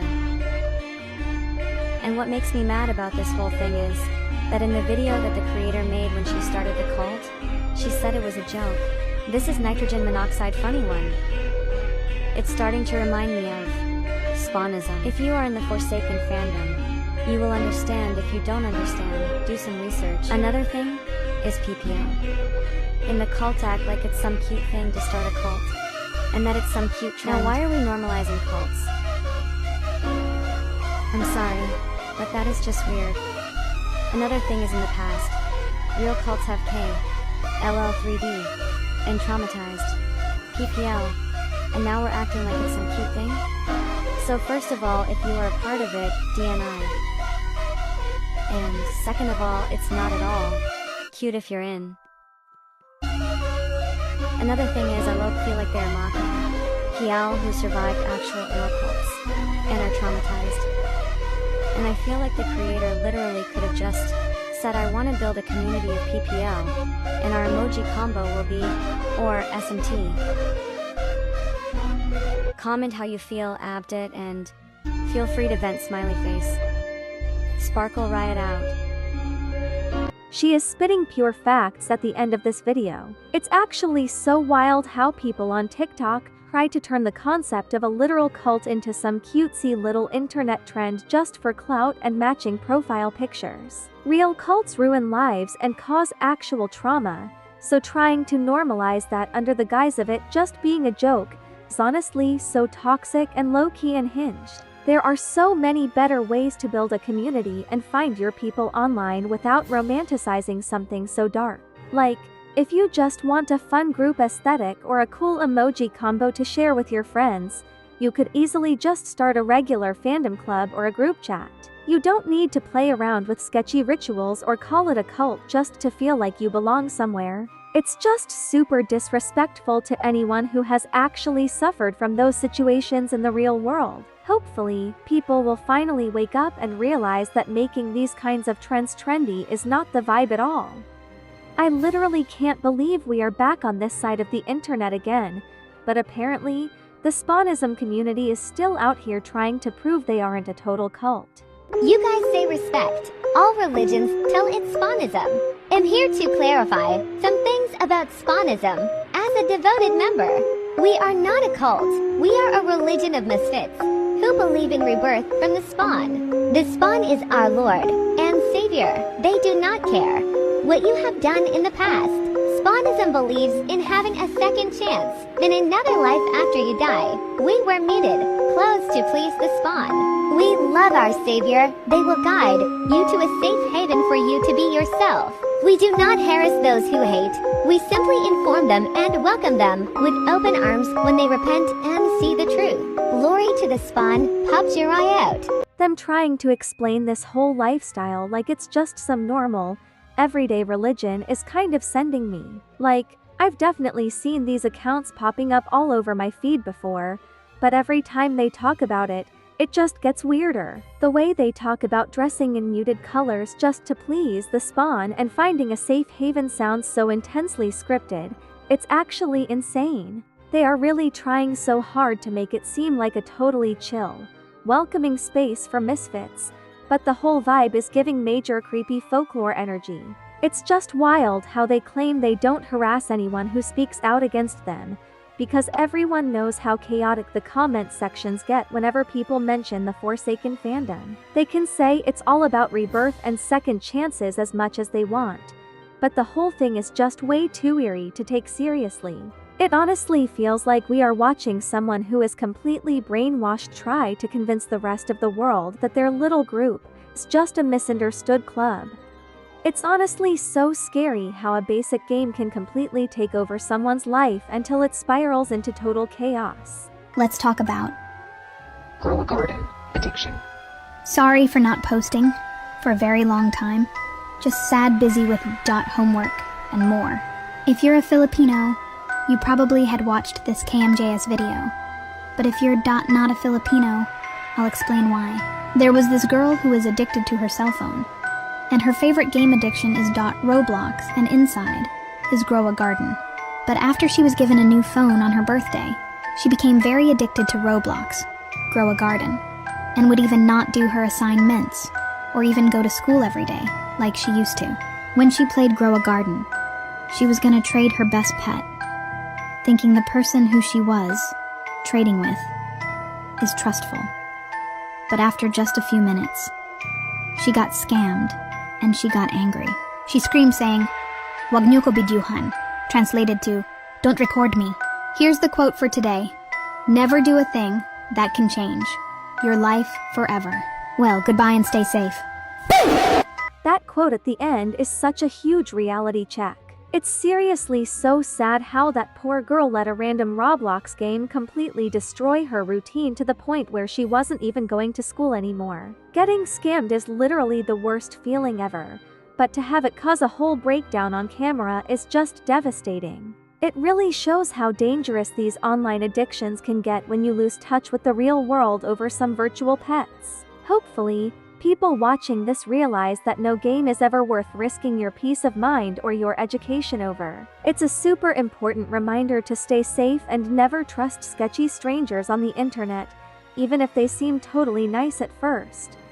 I literally love reading about old internet lore, but the story behind this original Roblox hacker is actually giving me goosebumps. Most dangerous Roblox hackers. Noli. Noli was one of the first hackers ever on Roblox. He joined Roblox in 2008. People are saying that Noli is the spirit of a Roblox developer. There was two groups that worshipped Noli. These two groups were called Cole Family and Void Cult. These groups were famous for hacking accounts and other groups. The Cole Family made a failed attempt to hack Flamingo in 2009. Noli created a game in which if you stay in it for too long, Noli would get mad and try to murder you with spikes. If you stayed in the game after that, Noli would get way more mad. He would kick you from the game. After Noli kicked someone from the game, they get logged out of their account. No one knows when Noli comes back. These super old school hackers is so fascinating but low-key terrifying. Like, the fact that Noli has been around since 2008 and people literally formed whole internet cults to worship him is just insane to me. It's wild how his game was basically programmed to get aggressive and kick you out if you stayed too long, especially with the whole spiking thing. That is such a creepy feature to code into a map, and it totally explains why everyone was so spooked by his account back in the day. The most unsettling part has to be how getting kicked would just completely lock you out of your profile afterward. Imagine just playing a random obby and suddenly your whole account is gone forever.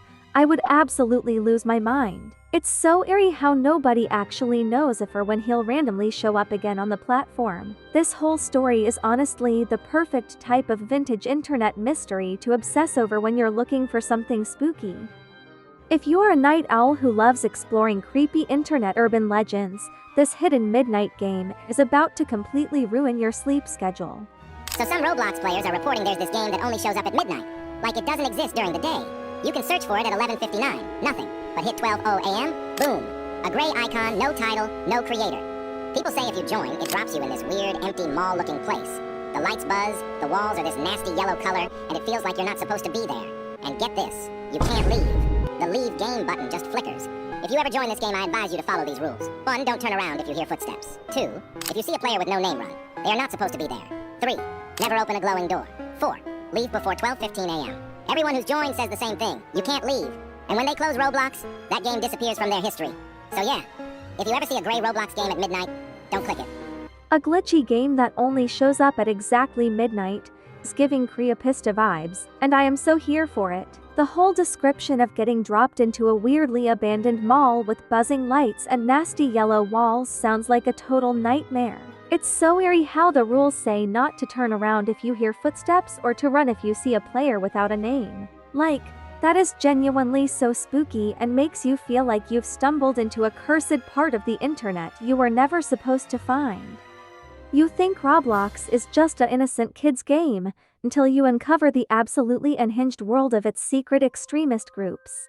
A Roblox cult leader took down my YouTube video, which exposed his extremist cult, and my inbox would be flooded with threats and other disturbing messages. His name is Your Caesar, and he began playing Roblox in the early 2000s. He's known for his hostile and disturbing personality. Anyone who is unlucky enough to anger him usually gets doxxed. Now before I show you guys how deranged this man really is, let's talk about how he got to this point. So Your Caesar had an obsession with an extremely far-right ideology, and he wanted to implement it into Roblox, where he would brainwash people into becoming politically far-right from a young and vulnerable age. The way he would do this is by creating a Rome group, a Roblox reenactment of the Roman Empire, with its own game, Legions, Wars, and Senate. His game was made by Mathminded, and it was so popular that even Roblox reviewed it on its official YouTube channel. He was on top of everyone in this niche, but a problem came up. The person who made his game, Mathminded, was allegedly LGBT. This angered Your Caesar, as LGBT people were strictly forbidden in his cult, and Mathminded would leave the group. However, Your Caesar still needed Mathminded for his games, so he found Mathminded's home address and called his phone in the middle of the night, leaving a terrifying and threatening voicemail, which I showcase on my YouTube channel in my bio. This whole situation is beyond messed up and totally terrifying. Like, the fact that someone can get so deeply obsessed with a virtual Rome group that they literally track down a developer's actual home address is insane. It's incredibly toxic how Your Caesar created this whole network just to brainwash young people into his sketchy ideology, and then turned on his own builder the second he found out they were part of the LGBTQ+ community. Nobody should ever have to deal with threats or doxing just because of who they are, especially over a platform meant for gaming. If you thought the weirdest side of Roblox was finally normal, wait until you hear about the new trolling group that's been completely raiding your favorite lobbies. Dark story behind The Audience Cult. this cult is something you shouldn't fear. They aren't hackers or anything of the sort. They're kind of like the Bun Bun Girls. The only downside to all of this is that they do indeed raid games and team. The games they usually raid are Murder Mystery 2, Baddies, Brookhaven, Total Drama Island, and much more. But don't be too worried, they aren't a threat, just another annoying cult that will die down.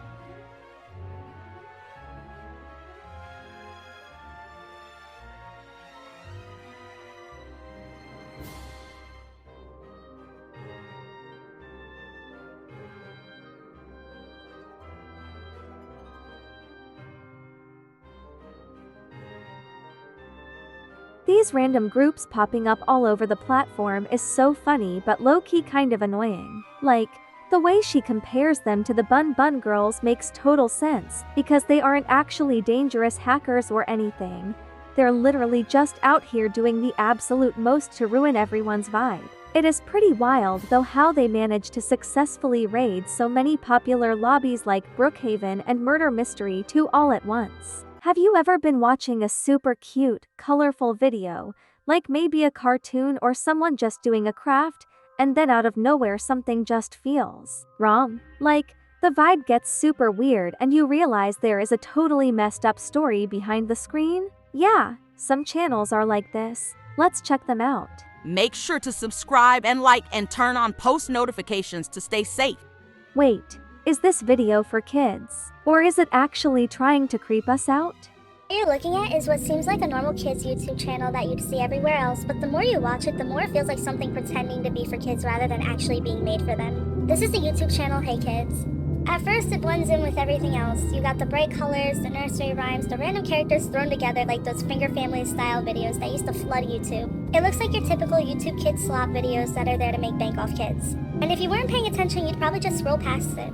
But once you actually watch it, you realize a lot more. There's a main host that shows up, and it's this porcelain doll, except it doesn't look like a normal puppet, and it has real human eyes and a real human mouth, kind of like that annoying orange editing style. It talks directly to the viewer, and sometimes it tries to act friendly, but other times it gives instructions like telling you to go put on sports shoes before continuing. And there's no explanation for it doesn't even really make sense in the context of the video, but it expects you to follow along. As the channel goes on, it starts to change, and instead of just the doll, real people start appearing in the videos. A woman named Stephanie shows up at first, and later a pair of twins, but they don't act like normal people in the videos. Everything they do feels repetitive and forced, like they're following a script they don't fully understand. And it's not in the way you think, you need to watch it for yourself. They repeat actions, gestures, and phrases in a way that doesn't feel natural, and the tone is still framed like it's for kids, even though it clearly doesn't feel that way anymore. Then everything just makes a turn, and the channel starts trying to explain itself. In one of the videos, the doll says, "I am AI 2.0. Now that wouldn't seem that weird, especially with how big AI is, but this was 10 years ago, so it didn't really make sense back then. And after that, everything starts being framed around that idea. The humans in the videos aren't just people anymore, they're called beta versions, like they're early tests of something. And the channel starts implying that it's experimenting with combining humans and artificial intelligence. There's bits of dialogue, random statements, and things that sound important but never fully connect that start to imply things about AI. Okay, so I just watched this breakdown of a channel called Hey Kids, and honestly, it's so weird. At first, it looks like just another super colorful, random kids video with nursery rhymes, kind of like those old Finger Family videos. But the main character is this porcelain doll with real human eyes and a mouth that just looks totally wrong. It's supposed to be for little kids, but it gives these random, creepy instructions like telling people to put on sports shoes for no reason. Then it gets even weirder because the video starts talking about AI, and how the real people, like someone named Stephanie, are actually beta versions or like early tests. It's trying to imply that these videos are some kind of experiment about mixing humans with artificial intelligence. There are random bits of dialogue and sentences that sound like they should mean something big, but they never actually connect. It's honestly just super strange to watch, and I definitely don't think it's meant for kids. So the biggest YouTuber back in 2006 wasn't even real. If you didn't watch YouTube in the early days, then the name Lonely Girl 15 might not ring a bell to you. But in 2006, she was one of the biggest channels on the site. She began by posting your stereotypical vlogs about her day, her hobbies, and her school. However, things started to get strange when she started talking about her family's religious beliefs and a peculiar group that they were a part of. This group sounded a little odd from the get-go, and as you can probably guess, it turned out to be a cult. This is where the controversy arose. Fans weren't sure if this was real or not. Bree, the girl in the videos, was staying in character and there were no major indications that this was fake. As expected, viewers began to get concerned about her well-being, so much so that they had to announce that this was in fact a scripted web series.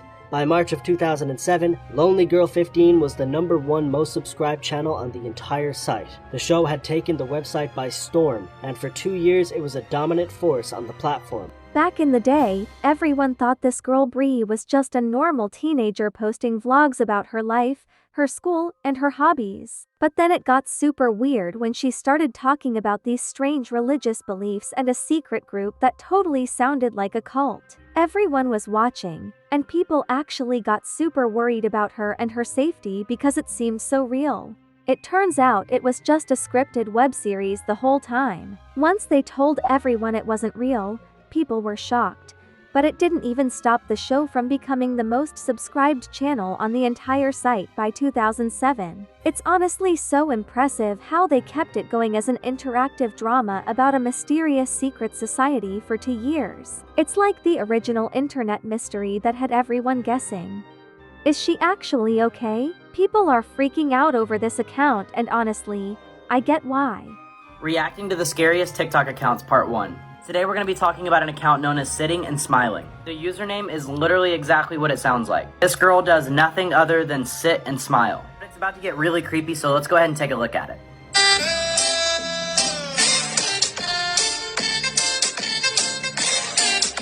The Crazy thing is her videos have an abnormal amount of views. I mean, look how many, 8 million, 8 million, 4 million, I mean, a ton. But her latest video was posted on 4/18/2020. Why would somebody quit when they have that amount of views?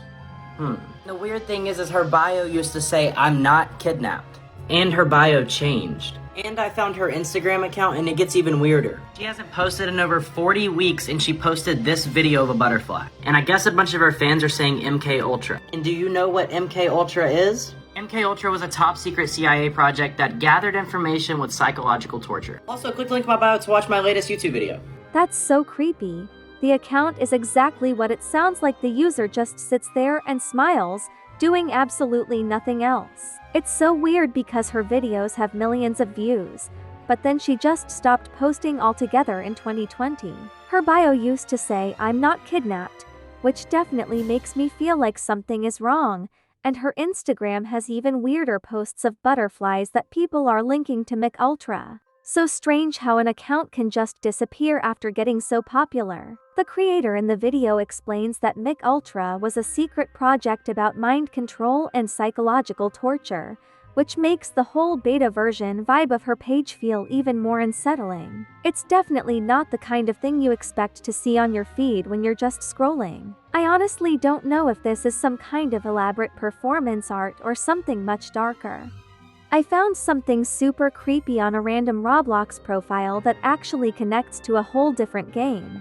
By searching MOV Emily on Roblox, we can actually find a profile created recently with that exact name. However, while there isn't much on the page that's actually helpful, there is something interesting in her bio.